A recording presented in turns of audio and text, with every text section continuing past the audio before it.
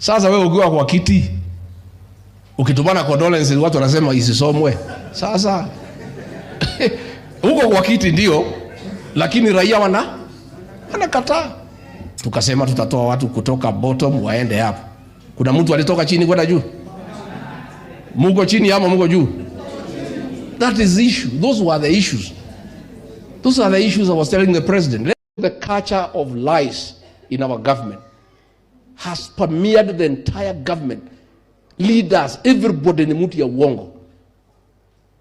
Ati pale Embu walikuwa wanasema ati mimi ndio nilete hiyo watu.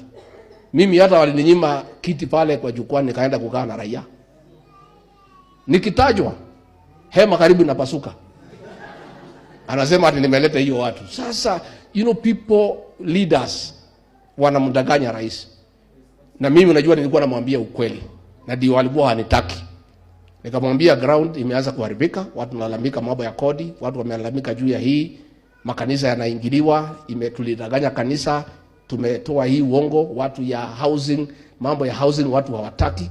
Watu wanataka wajengewe barabara, wawekewe stima na maji, mtu alijengea nyumba yake. Those things I was telling the president the truth. But leaders wako pale around him, psychopaths, wanamdanganya rais. A man who was popular hapa kwa mlima, popularity yake iko juu ama iko chini sahi? Iko chini ama iko juu? Because people are lying to the president. Instead of just being forthright and tell him there is a problem. This mountain is unsettled. Kenya is unsettled. Find out what is the problem. They are just cheating him. That people are being mobilized, that watu napewa pesa. Lakini uzuri ya hii uongo, siku yake tu ni chache. Uongo naendelea kidogo kidogo, unakuja kukutana na ukweli pahali nafika. Of course, starts between 700 to 800 million to upgrade the system that was running the NHIF to make it compliant. Yet we are moving to a new program that is costing 104 billion shillings. And in my view, my very honest view, that's the crux of the matter. That is a rush. That is a focus, the 104 billion. And when you listen, Karanja, me, I'm a people's person. And probably many people thought that I'm a rebel within government. I was not a rebel. I was a deputy president of a popularly elected government that is answerable to the people. And in my view, we in government are the employees of the people. And the people are your employers. And their opinion counts. And you cannot dismiss what they think and what they feel. And that is why even members of parliament were accusing me of intimidating them when I told them to listen to the ground during the Finance Bill 2024.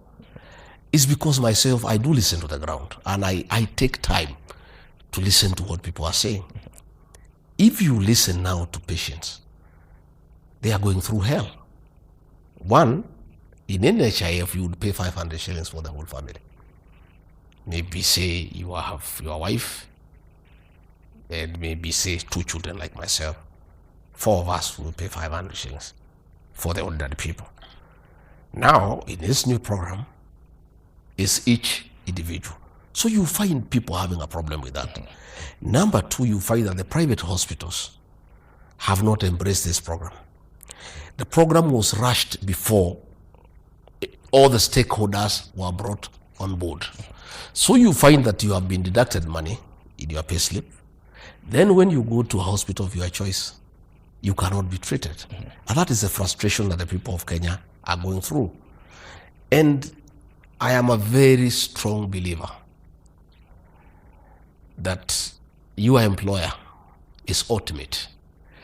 And the feeling of your employer is so central in whatever decision that you make. In this case, the employer here are the people of Kenya. The people of Kenya. Your Excellency. And if you find the people are up in arms, and everybody is complaining, the stakeholders are complaining, Kenyans are complaining, you simply cannot ignore them and decide that you must do what you have decided because it's a government program. Because that government program is meant to benefit some people. And if the beneficiaries of that program are uncomfortable with its implementation, with its component, with the way it is being rolled out, you have a responsibility as a leader who is elected all the time to take into consideration the views of the people. This responsibility you had when you chaired the cabinet subcommittees in which the shift from NHIF to SHA came. And for Kenyans who do not understand the workings of government, many of whom are watching today, you may need to tell them, if indeed it's true that you did not agree or you said it was rushed because it came to a cabinet subcommittee you chaired, how did it end up in the cabinet? You're the second most powerful person. Cabinet will work on policies. The issue is not the policies, the implementation. In terms of timelines, in terms of the transition, it's now when to go to the respective ministry or department that the whole issue of implementation comes into question. And this is where I'm saying, in my view, the thing is rushed and there is no adequate public participation because the views of the public are not being taken into account. You can pass a very good policy, and there's nothing wrong with passing a good policy. But when you take it to the people, they have a different view. You have a responsibility to change your mind after listening to the people, because at the end of it all, they are the consumer of that policy. You know, all these public policies are meant for the public. They are not for the bureaucrats who work around them. So when you do it, and probably you think you are doing it in good faith, and you think you have come up with a very good policy that can benefit the people. And when you roll out, and that's why public participation has become very instrumental in the new constitutional dispensation. You must ask the people, what do you think about this program?